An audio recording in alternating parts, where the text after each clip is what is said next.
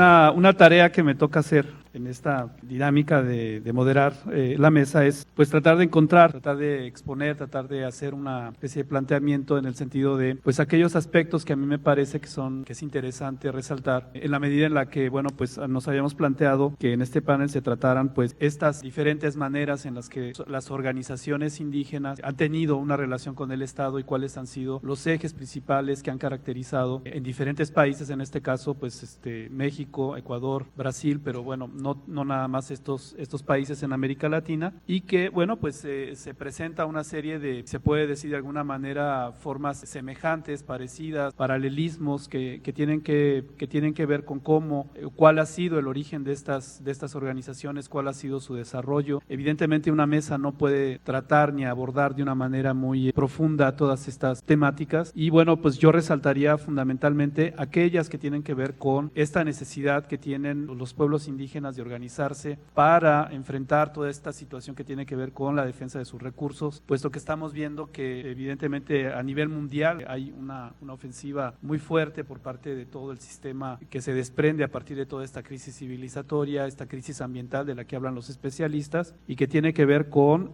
bueno, pues quiénes son aquellos que tienen el derecho de acceso a cierto tipo de recursos, ya sea el agua, ya sea el aire, ya sea en este caso la tierra. Vemos que las organizaciones que atraviesan una parte importante de nuestros países en América Latina, desde este discurso de la subalternidad y desde este discurso de la comunalidad y desde este discurso que tiene que ver con la visibilidad de estos pueblos que defienden pues ese derecho a reproducirse como pueblos y a convertirse en un sujeto histórico que tenga pues una capacidad de interlocución con el Estado y con todas estas instancias, si se puede decir de alguna manera, que tienen que ver pues tanto con las organizaciones internacionales como la OIT o como incluso la ONU, derechos humanos, en fin, todas estas estructuras, ¿no?, internacionales que regulan un poco estas relaciones, ¿no?, entre la ciudadanía, las organizaciones, el Estado, los poderes, pues no nada más fácticos, pero sí cuando menos los parlamentarios, que son los que tienen que ver o que están relacionados con ese objetivo que entendemos que tiene el Estado de otorgar derechos ciudadanos a todos aquellos que forman parte, digamos, de un país. En ese caso, bueno, pues me parece muy pertinente toda la exposición las exposiciones que han abordado este tema de la multiculturalidad como un derecho que da pues pie a una serie, digamos, de componentes y de interlocuciones en relación al Estado. Me parece que en ese sentido pues hay como que una especie de resurgimiento, si se puede decir de alguna manera, y de consolidación de todos estos movimientos que de alguna u otra manera, tanto en Brasil a través de estos núcleos de población que se están formando a partir de la organización del MST y que, bueno, pues reivindican por un proceso histórico que está relacionado con una forma tardía de reforma agraria que se realiza, bueno, pues fundamentalmente con el apoyo del Estado durante el gobierno de Lula, que funda instituciones no nada más para otorgar la tierra de manera legal, digamos, a los ocupantes de estos predios, sino también como a partir de una serie de programas de apoyo a las familias de pequeños productores, que, bueno, pues se apoya con dinero, se apoya con, pues por parte del Estado aporta de grandes recursos para que estos sectores sociales se vayan consolidando y sean una parte importante de esta base social que está organizada a partir de este movimiento. Por otro lado, bueno, pues lo que hemos visto en las noticias en los últimos acontecimientos que tienen que ver con estas organizaciones, pues en el Ecuador, en Perú, en Bolivia, pues es también una forma de, digamos, de resurgimiento de estas organizaciones que vienen, bueno, pues de un proceso político de desprendimiento, confrontación o polémica, etcétera, pues con esa izquierda tradicional que inclusive estamos viendo en México en la medida en la que, bueno, pues no sé si recuerden, pero todo el proceso de legislación que había y que se desprende precisamente del movimiento del 94, pues empieza a tener una serie, digamos, de obstáculos para al final pues no poder llegar a una consolidación de esta legislación alrededor de los derechos de los pueblos indígenas, ¿no? Me refiero fundamentalmente a la labor de la COCOP, que se quedó ahí como inconclusa. Por otro lado, eso no impide de que los procesos en donde, si por un lado vemos que el Estado otorga la tierra a partir de toda esta cuestión de reglamentación de los diferentes programas que tienen que ver con el acceso a la tierra, pues por un lado la otorga, pero por otro lado también la quita en la medida en la que deja a las fuerzas del mercado este libre albedrío, si se puede decir de alguna manera, en la medida en la que se otorgan concesiones, sobre todo pues en lo que tiene que ver con aquellos sectores relacionados con el campo energético, en este caso pues los campos eólicos, y por el otro lado pues las mineras, ¿no?, que es ahí todo un tema que tiene que ver pues no nada más con México, sino también con Perú, con Colombia, con otros países en América Latina. Estamos en la parte de la mesa en la que abrimos el diálogo con el público y bueno, pues teniendo en cuenta este breve resumen que yo he hecho y bueno, pues también los aportes que cada uno de los ponentes ha hecho en el curso de esta mañana, pues yo pediría que a ustedes pues que intervinieran y que hicieran pues las preguntas que más les inquieten a los diferentes ponentes. CEFOP.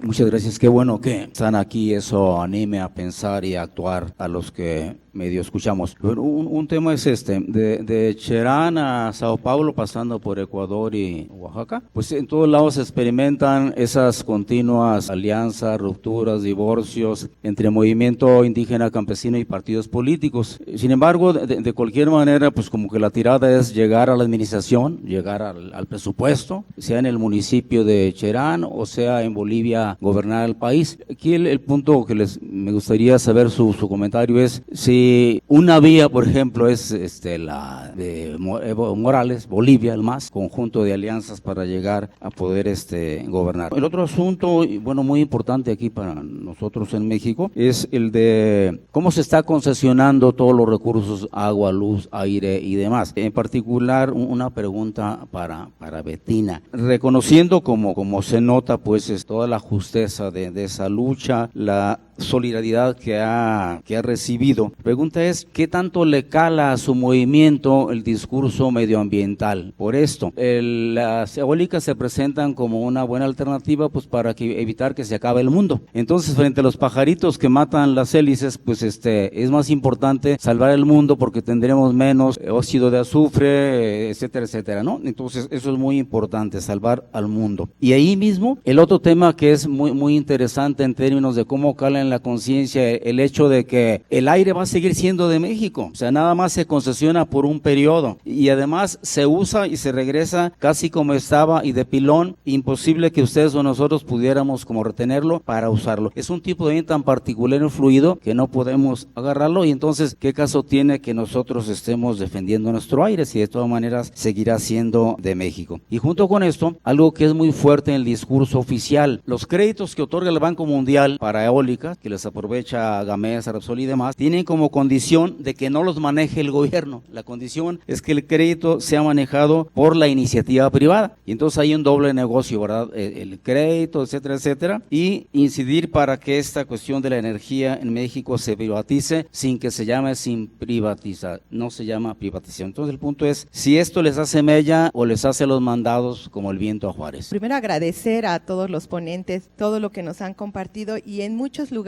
en muchas instituciones, en muchos espacios, se pregona en el papel y en la palabra la justicia social y la justicia cognitiva, pero se practica poco y entonces de alguna manera ver esta mesa aquí con el poder que han tenido para presentarnos no es solamente simbólico, me parece que es producto de la lucha de ustedes mismos, de los movimientos, pero también de la apertura de las coordinaciones y de los que convocan estos eventos. Entonces celebrar ambas cosas. Y lo digo porque la cuestión de la voz propia no es un asunto menor. El compañero de Cherán hacía varias veces referencia al epistemicidio y creo que este aspecto que hoy está dentro de la misma agenda de los movimientos nos llama a una reflexión profunda porque estamos frente a otros movimientos que tienen esto como aspecto central. Entonces, en ese sentido, creo que ayer estábamos un poco en un momento dado como en el debate de si lo cognitivo por lo cognoscitivo por sí mismo y separado de lo histórico y de lo material, y creo que hoy estamos muy bien enmarañando y entrelazando con esta mesa estos aspectos y eso también lo agradezco. Tenía yo como dos preguntas, una por el lado por donde iba CEFO también. A mí me saltó cuando la compañera planteaba lo de las alianzas, yo inmediatamente pensé también en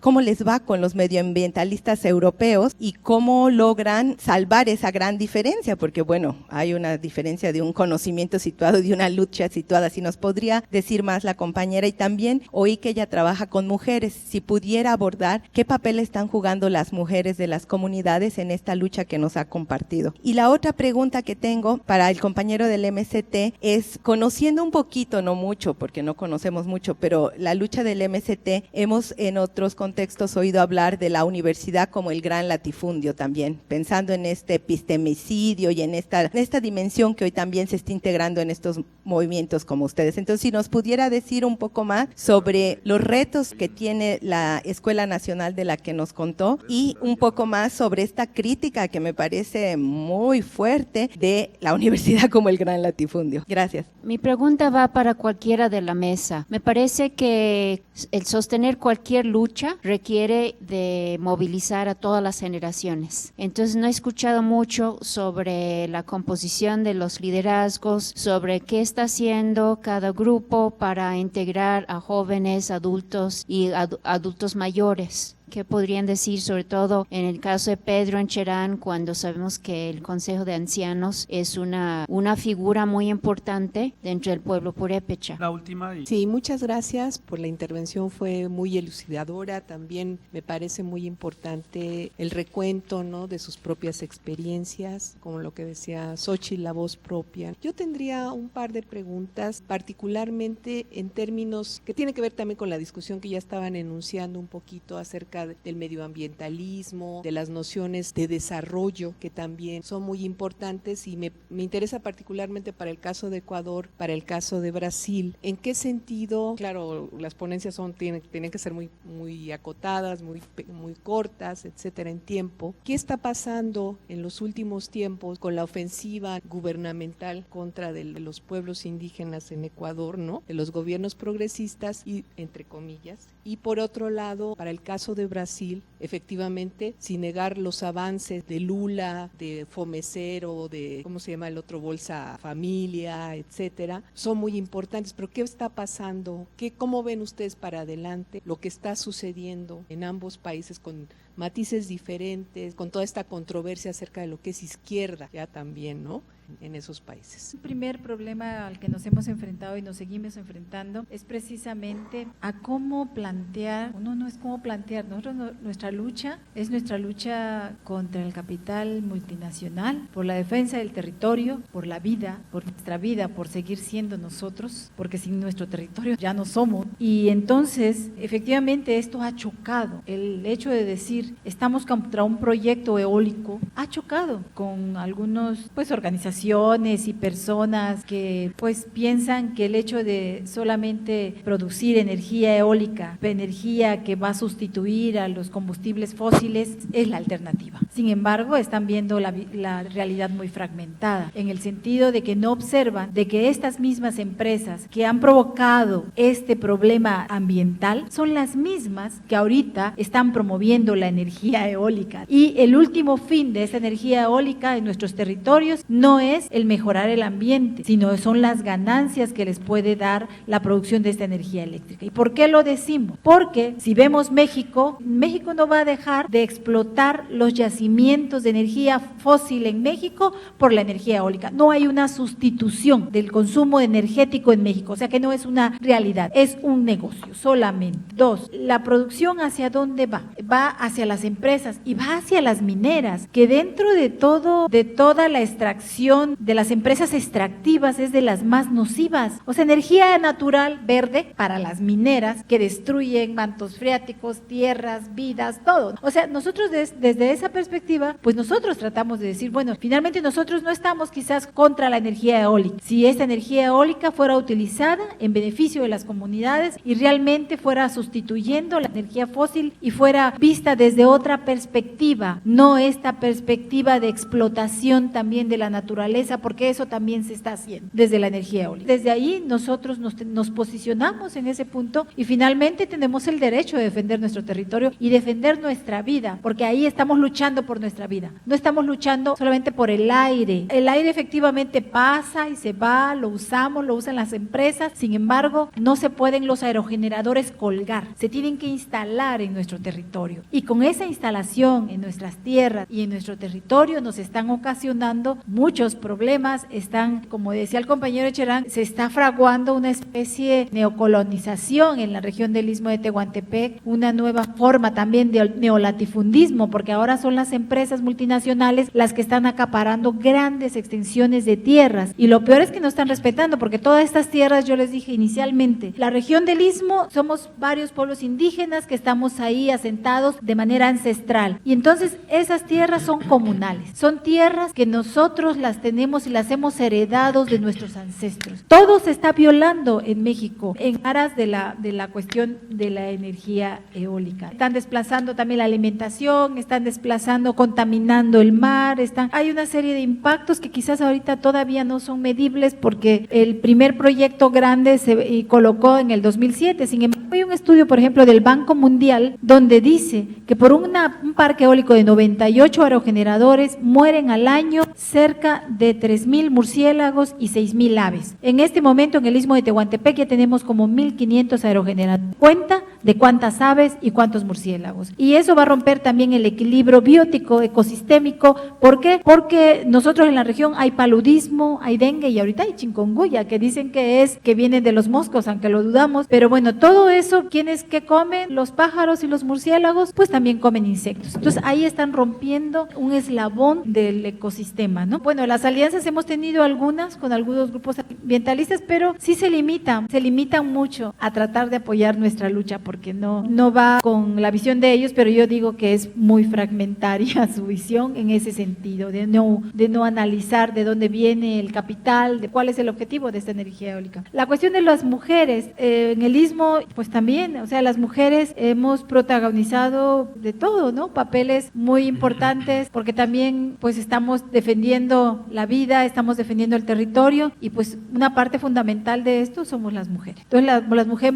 hemos estado en todos los espacios, estamos en los espacios de la defensa, de la pelea, de la lucha cuerpo a cuerpo con la policía, con las empresas, discutiendo, participando en las asambleas, hablando en estos espacios, estamos las mujeres presentes. También la cuestión de la composición de los liderazgos, por ejemplo, cuando se origina un movimiento social, muchas veces se origina con la gente que está identificada con la causa que estamos persiguiendo. No es como una política deliberada o una acción deliberada de querer integrar a los diferentes sectores. Ahí se integran jóvenes, hombres, mujeres, grandes, ancianos, adultos, niños mismos, ¿no? Sin embargo, bueno, también en la cuestión esta de la recuperación de los saberes, de los conocimientos que tenemos de la tierra, del territorio, pues nosotros hemos hecho estamos haciendo un trabajo ya posterior al inicio del surgimiento de la organización o del movimiento, de incorporar a los consejos de ancianos, ir incorporando consejos de ancianos en las comunidades, porque son pues la gente que tiene mucha sabiduría y que es la que tiene que también aconsejar y saber más o menos definir qué es lo que pasa, y además son los depositarios de los conocimientos, de la identidad, de todos los elementos que tenemos en las comunidades. Y también, por ejemplo, en el caso de la colonia Álvaro Obregón, que es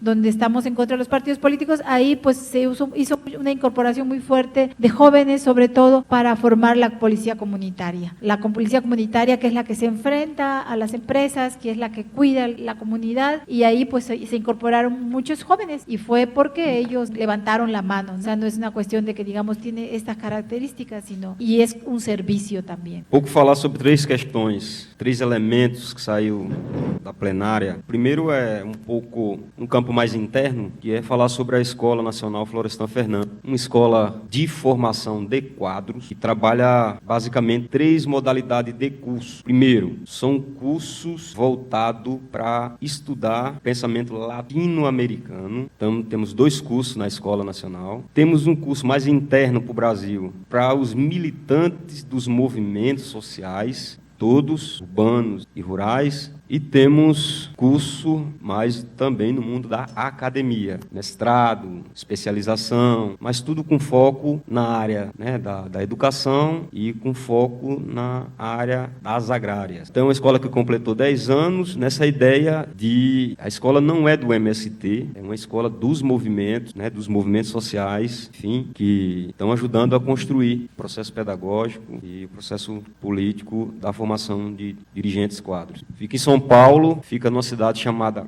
Guararema, próximo uns 100 quilômetros de São Paulo. Então, eu já estou adiantando mais uma vez, nós vamos começar 2 turmas o ano que vem, de teoria latina, americana, e aí vai desde Mariátegui, né, Lovi, Fernandes, Florestan Fernandes enfim. Então, estamos convidando depois, eu, Pablo e Nicole, vamos ver quais a forma que estudantes ou alguns parceiros que quiserem, né, estar em São Paulo, tá, estudando um pouco, a gente vamos ver a forma aí até o final do colóquio. Outro, sobre a crise. Eu vou pegar, que a companheira falou sobre a crise no Brasil, a questão do governo, dos avanços que houve, mas o que se aponta daqui para frente, né? Essa é a grande questão. Acho que, primeiro, sobre a crise. A crise, eu falei que ela tinha essas três dimensões, uma dimensão econômica, uma dimensão política, né, uma dimensão social, né, moral, social, mas ela é fruto da própria contradição do bloco que compõe o governo, quando o elegeu, em 2002. O governo é um governo de composição de classes, aonde o próprio Lula tentou por 4 vezes chegar à presidência. O Partido dos Trabalhadores ele tinha 2 formas de se organizar. A primeira forma era as comissões de trabalhadores, fábricas, periferias, estudantes. E a outra via do projeto do Partido dos Trabalhadores era a via política partidária. Qual é o detalhe? A ideia era, eles tinham um projeto chamado Projeto Democrático Popular de Poder. E achando que chegava à presidência, ia chegar ao poder, porque priorizou mais a via da política partidária. E para se chegar à presidência, começou a fazer alianças com setores. Burguesia industrial, parte de uma burguesia do capital financeiro do Brasil, partidos de centro, partidos de esquerda e movimentos populares também. Só se chegou ao poder dessa forma. Qual é o detalhe? O Brasil só tem 2 forças políticas partidárias. Só tem Partido dos Trabalhadores, que é uma esquerda minimamente moderada, e a ultradireita, que é os representantes do neoliberalismo clássico no Brasil.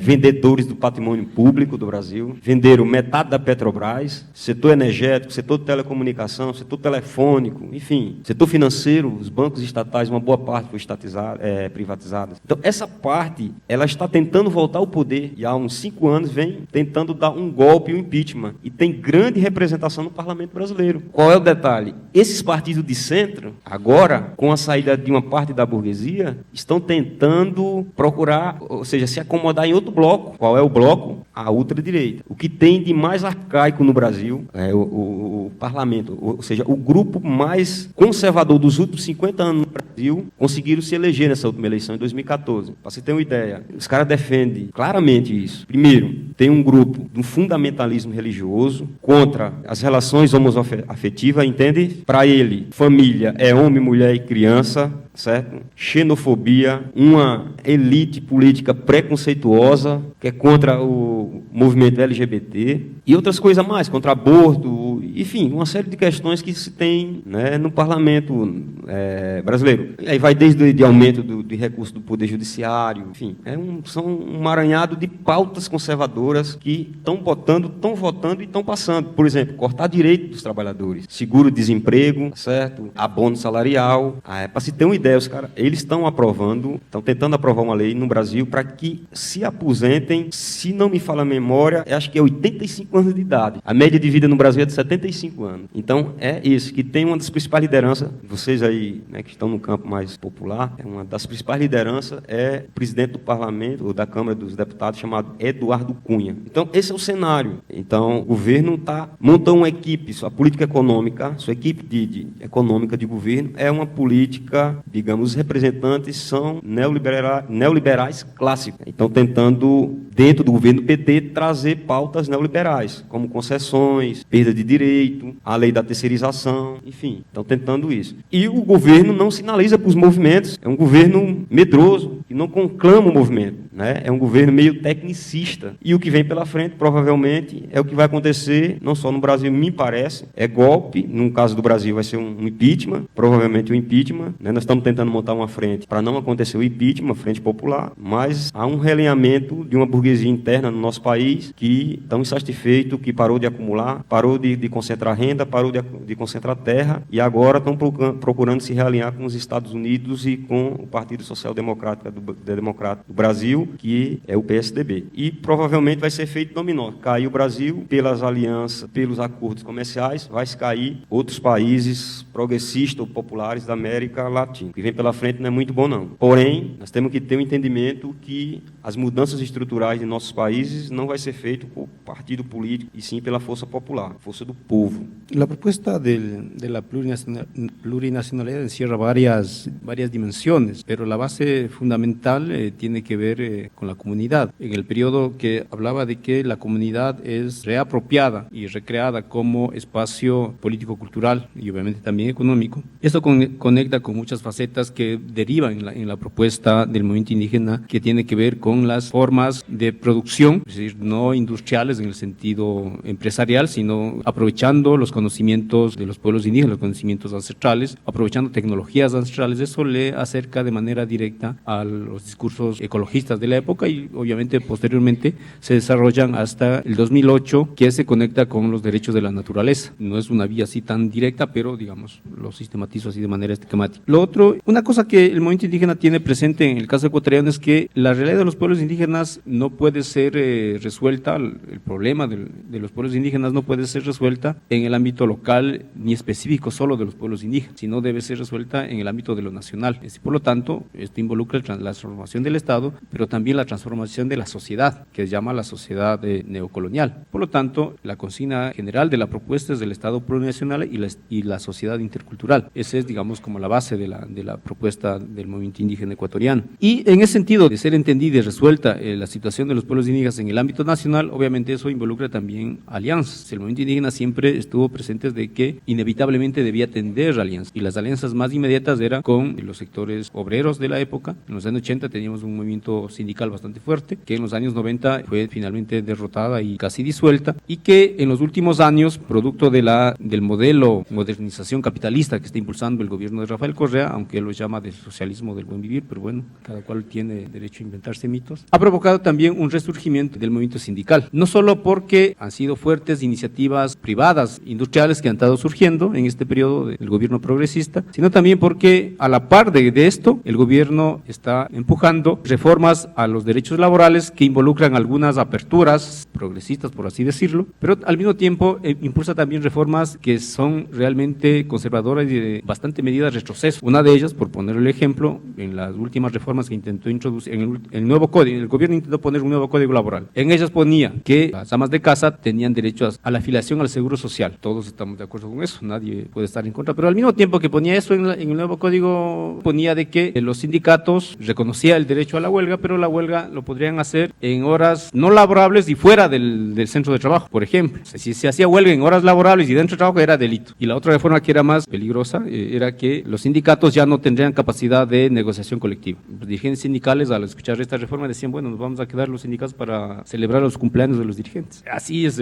progresistas de este gobierno. Y con lo que tiene que ver con las propuestas del movimiento indígena, con la plurinacionalidad, el gobierno lo que ha hecho, obviamente en la constitución del 2008, obviamente por una razón inevitable, porque veníamos de un acumulado de procesos de luchas, la constitución reconoce, entre otras cosas, aunque sea de manera muy nominal, la plurinacionalidad, pero de cómo entiende la plurinacionalidad del gobierno, los reduce al simple hecho del multiculturalismo, es decir, únicamente el reconocimiento de la identidad cultural. Para decir que el gobierno está trabajando por los pueblos indígenas, una de las cosas que siempre publicita es que cuando él llegó había alrededor de, no recuerdo los datos exactos, los números exactos, pero era más o menos como 300 indígenas trabajando como burócratas en el Estado, y que ahora están trabajando más de 3.500 indígenas dentro del Estado. Eso ya es un avance hacia la concreción de la plurinacionalidad. Pero sin embargo, de lo cual, la base fundamental que para nosotros es la plurinacionalidad es que el Estado se constituya bajo nuevos parámetros institucionales y estructurales, cuyo carácter fundamental sea promover mecanismos que facilite el autogobierno social y el control de la sociedad sobre el Estado. Obviamente eso no está, el Estado es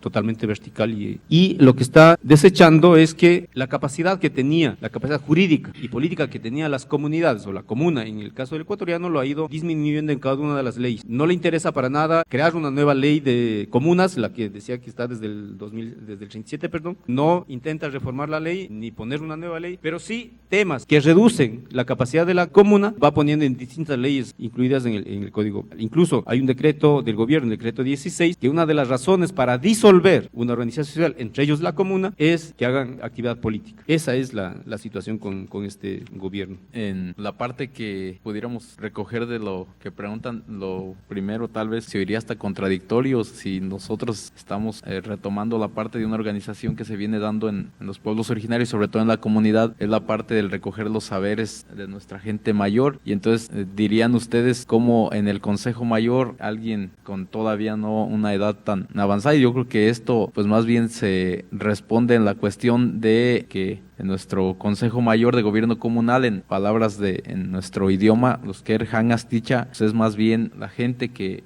pueda orientar, y yo creo que ante esta cuestión pues más bien el mismo contexto es el que ya pues ahora sí plantea otras necesidades, y ante ello la cuestión de estar ahorita coordinando nosotros la parte del Consejo Mayor. Y ante esto la respuesta es de ninguna manera, la idea es ya no el de escuchar a los grandes, incluso por parte de nuestra misma esencia de ser de comunidad, pues todavía, aunque esto ya se viene cada vez más perdiendo, el respeto en sí mismo a la gente mayor, el respeto a lo que pudieran orientar, y yo creo que esto es parte de lo que nosotros venimos pues ya perdiendo de manera muy grave, pero que ante este ejercicio de lucha de manera natural se recurre a ello, no a la experiencia. Lo otro, en este nuevo ejercicio de gobierno, nosotros dentro de las asambleas se da la necesidad de incorporar 2 consejos operativos más a nuestra estructura de gobierno. Una es el Consejo de las Mujeres y otro es el Consejo de los Jóvenes, un consejo mayor y 7 consejos operativos, entre ellos pues ya 8 consejos operativos, entre ellos 2 más, que son el Consejo de los Jóvenes, y ahí la respuesta a cómo sí se puede incorporar hasta el momento ya de manera clara la cuestión de la mujer y de los jóvenes. Por lo otro, en sí yo creo que como movimiento social o como lucha de los pueblos indígenas, jamás nos veríamos ante ya este camino andado a más de 4 años de haber iniciado esta lucha, si no es con la participación de todos los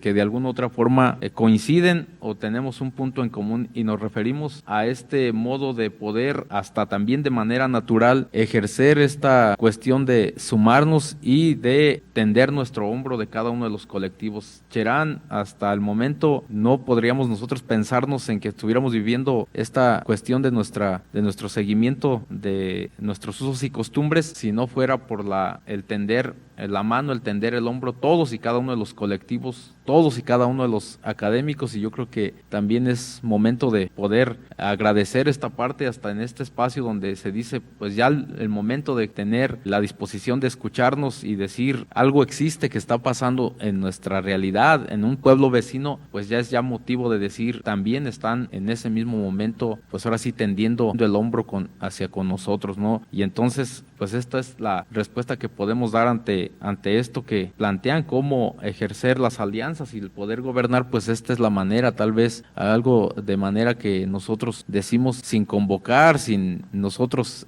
a veces ni invitar, pues finalmente se van dando esta confluencia de fuerzas que se aglutinan en esta cuestión de poder vivir la utopía de soñarnos en base a nuestros usos y costumbres. Yo creo que también es ya parte con lo que podemos cerrar, no podemos comentar bastante por la cuestión de tiempo, pero pues igual sí invitarlos, la comunidad de entrada no está lejos, tampoco pues ahora sí decíamos un modelo tal vez a seguir, pero sí una respuesta ante esta crisis, y ante ello nosotros decimos, la invitación es, tenemos por ahí nuestro propio espacio en las redes sociales, poderlo visitar, está un portal de transparencia que nosotros lo definimos Consejo Mayor de Gobierno Comunal, y bueno, para todo lo que no podamos responder, tal vez algunas cuestiones ahí se dan, nos llena de bastante halago. Llegaron esta semana algunos reporteros, periodistas de nuestro vecino país de Estados Unidos, y nos dan llenarnos de energía con una nota que sale esta semana y dice: Cherán ante un oasis de violencia en el contexto de nuestro país. Está escrito en inglés y yo creo que pues ni somos tanto lo que dice el reporte, pero pues si nos están viendo de ese modo, pues nos llena de responsabilidad, y más cuando pues ahora sí llevamos ante los hombros esta parte de una lucha que es natural y que pues se han dado vidas por estar hasta donde estamos. Agradecemos de paso a los compañeros que nos invitaron y que pusieron los ojos en la comunidad de Cherán. Muchas gracias. Sí, bueno, evidentemente uno de los temas que a mí veo, ¿no?, que es así también transversal a todas las presentaciones, es pues esta cuestión que está relacionada con la organización social y con los costos sociales que representa la organización social. Por desgracia estamos condicionados por la siguiente mesa que debe empezar a las 12:30, según el programa. Entonces lo dejamos aquí y nos vemos a las 12:30. Agradezco enormemente a los que participaron en esta mesa por su esfuerzo, por los temas que trataron y por sus valiosas aportaciones que han sido muy reflexivas. Hasta el rato. Gracias.